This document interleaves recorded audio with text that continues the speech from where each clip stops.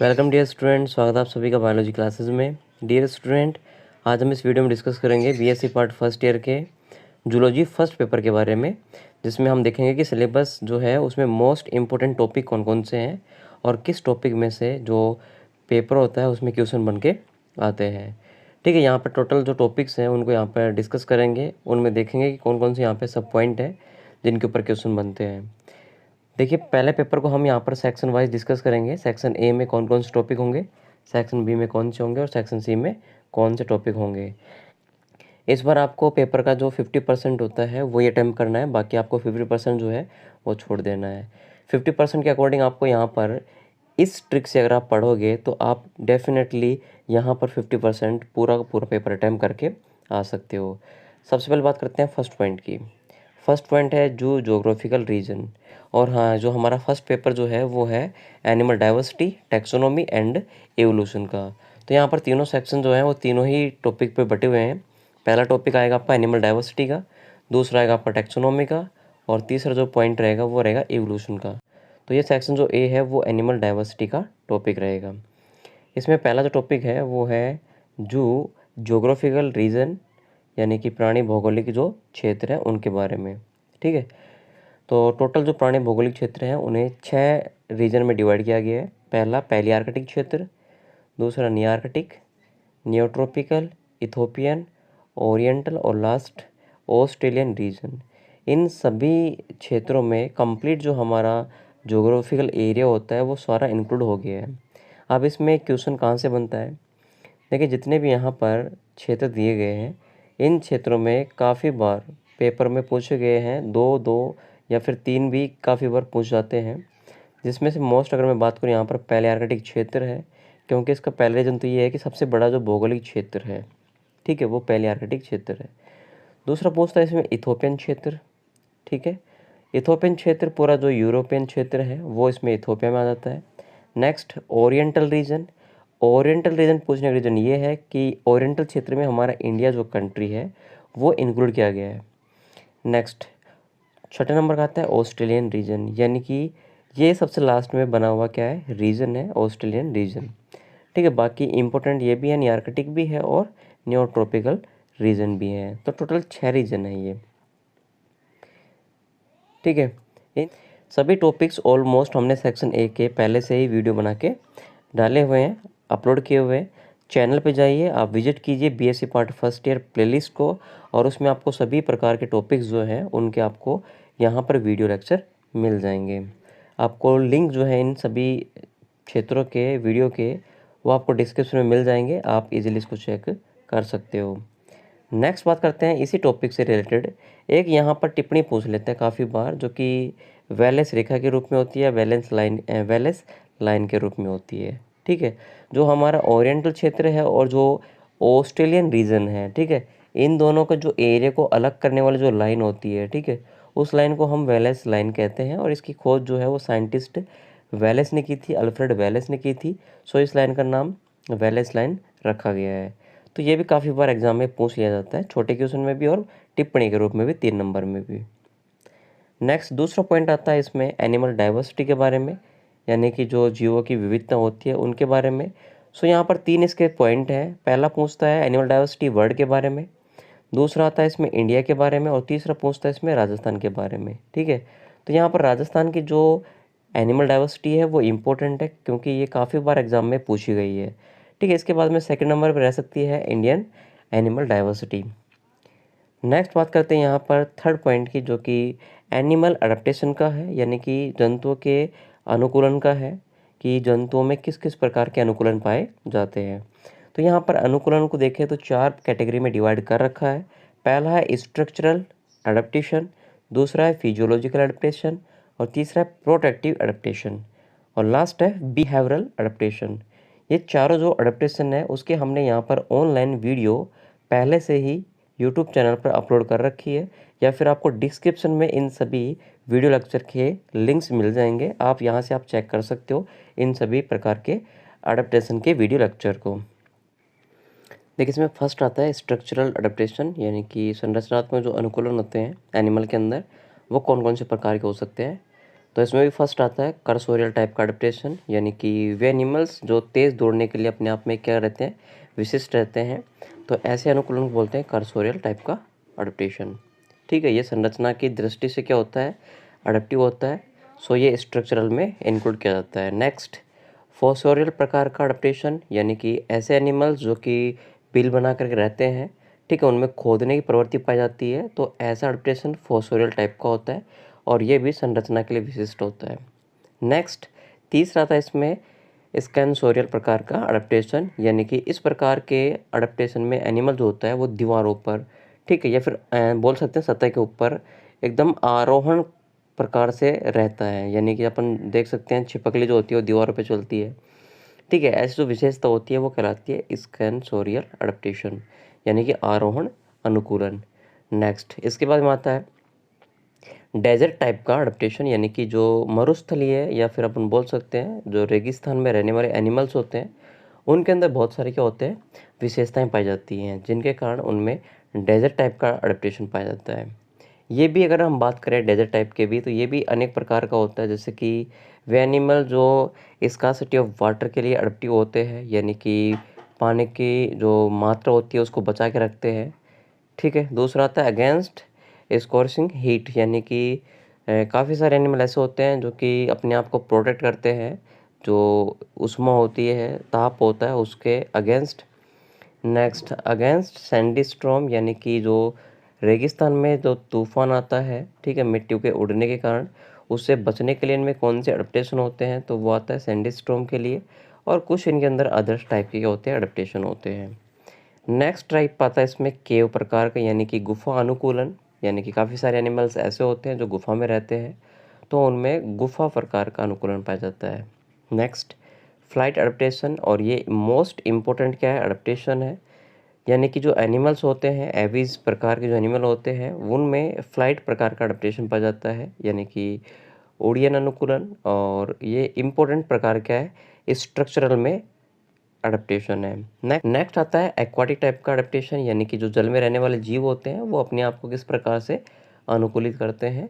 Next, इसी के according एक आता है डीप सी का, यानी कि जो गहरे सागर में रहने वाले एनिमल्स होते हैं वो अपने आप को कैसे एडजस्ट करते हैं, उनके लिए उनके अंदर क्या विशेषता पाई जाती है।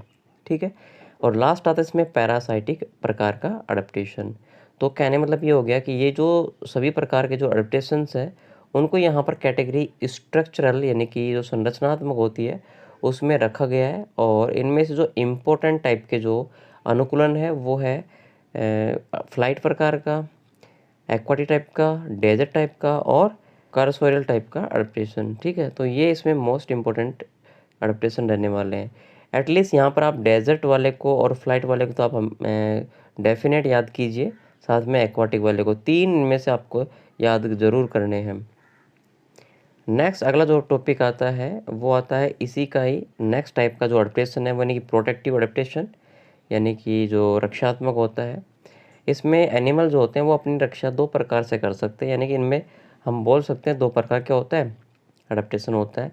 फर्स्ट टाइप जो आता है इसमें वो आता है कलरेशन का, यानी कि रंजन टाइप का, अर्थात अपने आप के कलर को चेंज करके और अपने आप को प्रोटेक्ट करने का जो अडेप्टेशन होता है वो कलरेशन अडेप्टेशन कहलाता है। दूसरा आता है इसमें मिमिक्री टाइप का, यानी कि अनुहरण टाइप का, यानी कि किसी दूसरे एनिमल की कॉपी करना और उसकी तरह अपने आप को डाल लेना, राइट।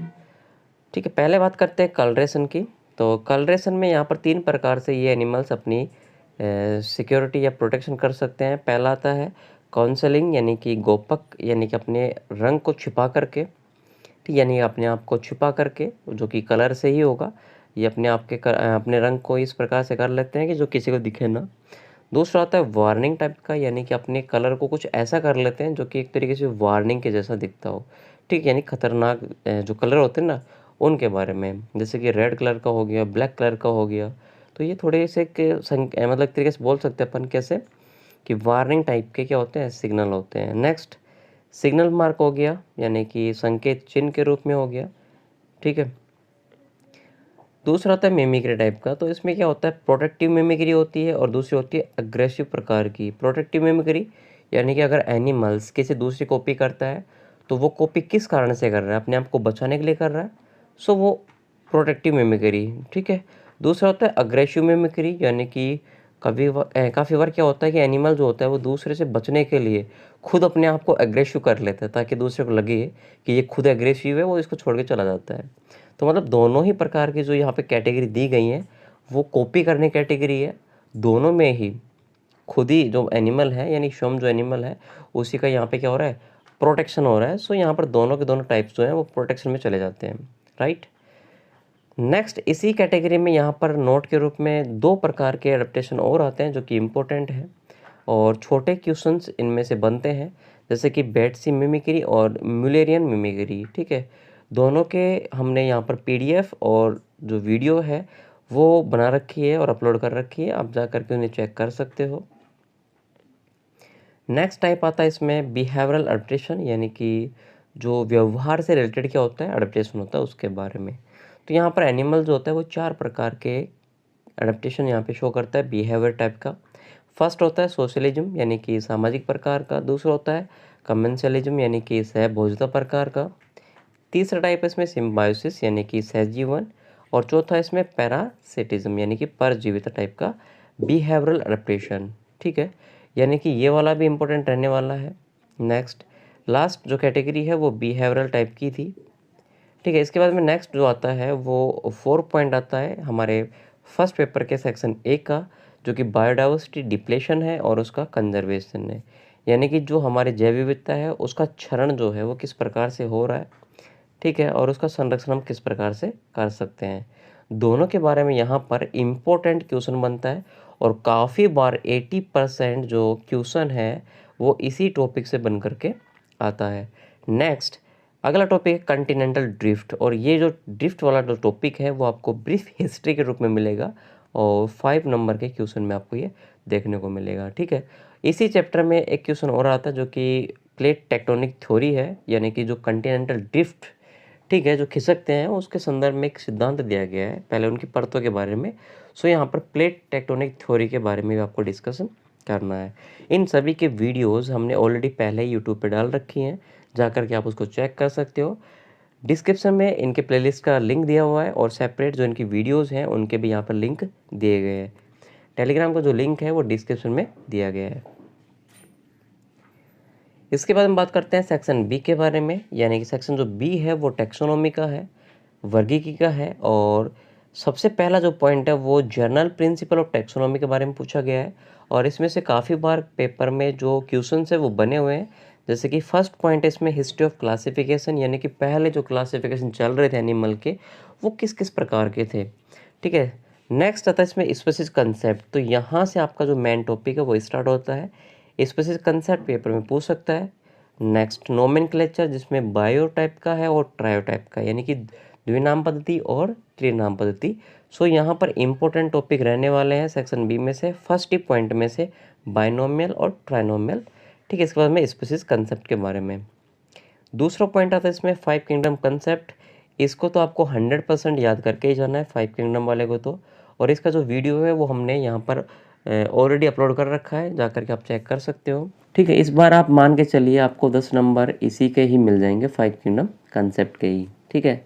इसके बाद नेक्स्ट टॉपिक आता है कंसेप्ट ऑफ प्रोटोजोआ और मेटाजोआ, यानी कि 2 प्रकार के यहाँ पर फाइलम्स दिए गए, प्रोटोजोआ और मेटाजोआ, या फिर अपन बोल सकते हैं एनिमल्स, एक प्रोटोजोअन है और एक मेटाजोअन है, ठीक है। इनके कंसेप्ट को हमें समझना है। बेस क्या है इनके कंसेप्ट का, तो यहाँ पे बताया गया है कि इनके लेवल ऑफ ऑर्गेनाइजेशन, यानी कि इनकी उत्पत्ति जो है, ठीक है, किस स्तर से हुई है, या फिर अपन बोल सकते हैं कि प्रोटोजोआ और मेटाजोआ का स्तर क्या है, उसे हमें यहाँ पर डिफाइन करना है। ये भी क्वेश्चन जो है वो 10 नंबर में पूछता है। नेक्स्ट इसका अगला पॉइंट जो है number 4, basis of animal classification, ये भी 100% पेपर में पूछा जाता है। यानी कि यहाँ पर अगर हम सेक्शन बी की बात करें तो इसमें 3 जो क्वेश्चन बनने वाले हैं वो आपका 5 किंगडम रहने वाला है, बाइनोमियल, ट्राइनोमियल। ये आपको दोनों एक में भी मिल सकते हैं 5-5 नंबर में, और सेपरेट भी मिल सकते हैं। नेक्स्ट ये आपको 10 नंबर में मिल सकता है पूरा एग्जिट, और ये भी आपको पूरा 10 नंबर में मिल सकता है, ठीक है। अगर ये वाला basis of animal classification 10 number में नहीं मिल रहा है तो आपको ये वाला जो पॉइंट है वो कंसेप्ट, या फिर अपन बोल सकते हैं कि ब्रीफ हिस्ट्री के रूप में इन टॉपिक्स के ऊपर मिल सकता है, ठीक है। डेफिनेट बोल रहा हूँ आपको 100% इनमें से 2 या 3 जो इनके बेस है एनिमल के क्लासिफिकेशन के, उनके ऊपर आपसे ब्रीफ हिस्ट्री पूछ सकता है, जिसमें से मोस्ट है सिमेट्री, सीलोम और जो एम्ब्रोजेनी है उसके बारे में। ठीक है, एम्ब्रोजेनी, सीलोम और सिमेट्री। ठीक है, ये तीनों ही बहुत ही ज़्यादा इम्पोर्टेंट है और तीनों टिप्पणी के रूप में पूछी जाती है। अगर हम एम्ब्रोजेनी की बात करें तो इसमें हम सेपरेट देख सकते हैं कि जो नंबर ऑफ जर्म सेल है और टाइप्स ऑफ क्लेवेज है, ये दोनों इम्पोर्टेंट रहने वाले हैं। बाकी अगर यहाँ पर अंतर टाइप से पूछेगा तो यहाँ पर ओरिजिन ऑफ माउथ जो है एम्ब्रियो का, उसके बेस पे एनिमल के टाइप्स पूछ सकता है कौन कौन से टाइप के एनिमल होते हैं। तो प्रोटोस्टोमिया और ड्यूटेरोस्टोमिया 2 प्रकार के एनिमल हैं ओरिजिन ऑफ माउथ एम्ब्रियो के बेसिस पे। नेक्स्ट यहाँ पे ओरिजिन ऑफ सीलोम के बारे में पूछ जाए तो यहाँ पर सीलोम जो है वो 2 प्रकार से ओरिजिनेट होती है, सिंजोसील या फिर एंटेरोसील। ठीक है, सिंजोसील जो है वो 4D सेल से ओरिजिन होती है और जो एंटेरोसील है वो एंटेरोन से क्या होती है, ओरिजिन होती है। देखिए नेक्स्ट पॉइंट आता है नंबर 5 एनिमल के फाइलम्स के बारे में। जो हमने अभी जस्ट ऊपर वाला जो टॉपिक पढ़ा है नंबर 4, जो एनिमल का क्लासिफिकेशन किया गया है उनके बेसिस के आधार पर, इन बेस से यहाँ पर फाइलम्स बने हैं एनिमल्स के। उन फाइलम्स के बारे में नंबर 5 पॉइंट में पूछा गया है कि इन फाइलम के क्लासिफिकेशन बताइए और इनके साइलेंट फीचर के बारे में बताइए। अब उन बेस से कौन कौन से जो फाइलम्स है वो बने हैं, तो प्रोटोजोआ से लेकर के और इकाइनोड्रमेटा तक आपके इन्वर्टिब्रेट्स फाइलम बने हैं, यानी कि नॉन कोडेटा, और इसके बाद में हेमिकोडेटा बीच का आता है, बाद में कोडेटा आता है। ठीक है, तो यहाँ पर इनके ऊपर भी एक 10 नंबर का क्वेश्चन पूछा जाता है। ठीक है, यहाँ पर 9 फाइलम है, उनमें से आपको एक क्वेश्चन मिलेगा जो कि 10 नंबर का होगा। ठीक है, बेटर रहेगा कि आप इसको इग्नोर कीजिए। ठीक है, ये अपने रिस्क के आधार पर है। नेक्स्ट अगर मैं बात करूँ यहाँ पर, आप बाकी के जो 4 पॉइंट है उन 4 पॉइंटों के ऊपर फोकस कीजिए। डेफिनेट आपको यहाँ पर 2 क्वेश्चन तो 100% मिल जाएंगे और आपके 100% 2 क्वेश्चन आने से आपके जो 20 नंबर होते हैं वो अटैम्प्ट हो जाते हैं, या फिर 6 नंबर का होता है तो आपके 12 नंबर अटैम्प्ट हो जाते हैं। इसके बाद हम आते हैं नेक्स्ट सेक्शन सी, और ये हमारा सेक्शन सी जो है वो एवोल्यूशन की कैटेगरी का है। सबसे पहला जो पॉइंट आता है वो आता है एवोल्यूशन की थ्योरीज के बारे में। एवोल्यूशन की थ्योरीज यहाँ पर 2 साइंटिस्ट के द्वारा दी गई हैं हमारे सिलेबस में, लैमार्क के द्वारा और डार्विन के द्वारा। सो इन्हीं दोनों की थ्योरी को पेपर में बार बार पूछा जाता है, या तो लैमार्क की थ्योरी पूछी जाएगी या फिर डार्विन की। अगर लैमार्क की थ्योरी पूछ जाती है तो उसे बोलते हैं लैमार्किज्म, या फिर डार्विन की पूछता है तो उसे बोलते हैं डार्विनिज्म। ठीक है, इसमें क्या होता है कि इनमें इनकी थ्योरीज में कहीं ना कहीं त्रुटि रह गई थी, एरर रह गया था, तो उनको बाद में आने वाले साइंटिस्टों ने कंप्लीट किया है, और इन साइंटिस्टों के द्वारा दी गई जो थ्योरी है वो न्यू लैमार्किज्म और न्यू डार्विनिज्म कहलाती है। सो ये भी यहाँ पर इम्पोर्टेंट रहने वाले हैं। नेक्स्ट अगला पॉइंट आता है इसमें नेचुरल सिलेक्शन का, यानी कि प्राकृतिक वर्ण का, और ये भी इवोल्यूशन के संदर्भ में ही थ्योरी है। ठीक है, ये मोस्ट इंपॉर्टेंट है, ये आपको 5 नंबर में ब्रीफ हिस्ट्री के रूप में देखने को मिल सकती है। Next genetic basis of evolution, यानी कि उद विकास के बेसिक आधार कौन कौन से हैं, इसके बारे में भी क्वेश्चन आता है, और ये आपको 10 नंबर में या फिर 5 नंबर में हार्डी विनबर्ग थ्योरी पूछ सकता है, या फिर जेनेटिक ड्रिफ्ट पूछ सकता है। अगर मैं यहाँ पर बेसिक कॉम्बो देखूँ 5-5 नंबर का, तो नेचुरल सिलेक्शन 5 नंबर में पूछ सकता है और जेनेटिक ड्रिफ्ट भी आपको 5 नंबर में पूछ सकता है। बराबर आपके हो गए 10 नंबर, यानी कि दोनों मिला करके एक क्वेश्चन बन गया। ठीक है, नेक्स्ट बात करूँ यहाँ पर अगले टॉपिक की, तो स्पेसिएशन का है, यानी कि जाति का उद्भव कैसे होता है, ये भी आपको 5 नंबर में पूछ सकता है। वेरिएशन जो है वो 5 नंबर में भी और 10 नंबर में भी पूछ सकता है। ठीक है, आइसोलेशन है, अडेप्टेशन है। अडेप्टेशन जो है वो आपको सेक्शन ए में भी बताया गया था, सेम ही यहाँ पर इंक्लूड किया गया है। सो अडेप्टेशन वाला टॉपिक को आपको 100% याद रखना है, आपको सेक्शन ए में मिले या फिर सेक्शन सी में मिले, जरूर मिलेगा आपको ये। नेक्स्ट टॉपिक आता है इसमें फॉसिल और जियोलॉजिकल रिकॉर्ड के बारे में। ठीक है, जीवाश्म के बारे में, जियोलॉजिकल डिवीजन के बारे में। नेक्स्ट आता है जो एक्सटिंक्ट टाइप के जो एनिमल्स हैं उनके बारे में। तो यहाँ पर भी डेफिनेट इन दोनों एनिमल्स में से एक एनिमल के बारे में पेपर में ज़रूर पूछता है। ठीक है, तो यहाँ पर 2 एनिमल हैं जो कि विलुप्त हो चुके हैं, डायनासोर है और दूसरा है आर्क्योप्टेरिस। ये भी आपको 10 नंबर में देखने को मिलेंगे। ठीक है। या तो डायनासोर मिलेगा आपको, डायनासोर का क्लासिफिकेशन और इनकी विशेषताएं जो है उसके बारे में, या फिर आर्कियोप्टेरिक्स के जो फीचर हैं जो कि रेप्टाइल से मिलते जुलते हैं और एविज के मिलते जुलते हैं। साथ ही साथ आर्कियोप्टेरिक्स को हम यहाँ पर रेप्टिलिया और एविज के बीच की योजक कड़ी भी मानते हैं। सो यहाँ पर छोटे नंबर में ये क्वेश्चन आ सकता है 1 नंबर का। तो इसी के साथ हमारा पहला पेपर जो है उसका यहाँ पर पूरा सिलेबस जो है, ठीक है, वो ओवरव्यू हमने यहाँ पर डिस्कस किया है। आप चाहो तो इसके अकॉर्डिंग अपनी तैयारी फटाफट से कर सकते हो, क्योंकि एग्जाम का जो टाइम है वो बहुत ही कम बचा हुआ है। सो यहाँ पर आप इजीली इस तरीके से अगर आप स्टडी करके जाओगे तो आप डेफिनेट, ठीक है, फुल नंबर लेकर के आओगे। और वैसे तो अगर देखा जाए तो आपको एक सेक्शन याद करना है, एक सेक्शन के आपको 3 क्वेश्चन जो हैं वो अटैम्प्ट कर लेने हैं ताकि आपको पूरे नंबर मिल जाएं। सो आप अपने चॉइस से कोई भी एक सेक्शन को भी अटैम्प्ट कर सकते हो, पढ़ के जा सकते हो, ठीक है। या फिर आप जो भी आपको टॉपिक लगता है कि भाई हाँ मुझे ये लगता है, ये आ सकता है, ये आ सकता है, वो भी आप अपनी तैयारी करके जा सकते हो। देखिए नेक्स्ट हम बात करेंगे इस पेपर के मोस्ट इम्पोर्टेंट क्वेश्चन के बारे में, जो कि आपका 1.5 घंटे के अनुसार होने वाले एग्जाम के अकॉर्डिंग होगा, जिसमें आपको 100% 3 क्वेश्चन तो मिल ही जाएंगे पूरे पेपर में से, और आपको 2.5 क्वेश्चन करने होंगे पेपर के, ठीक है। तो उसको हम कल डिस्कस करेंगे।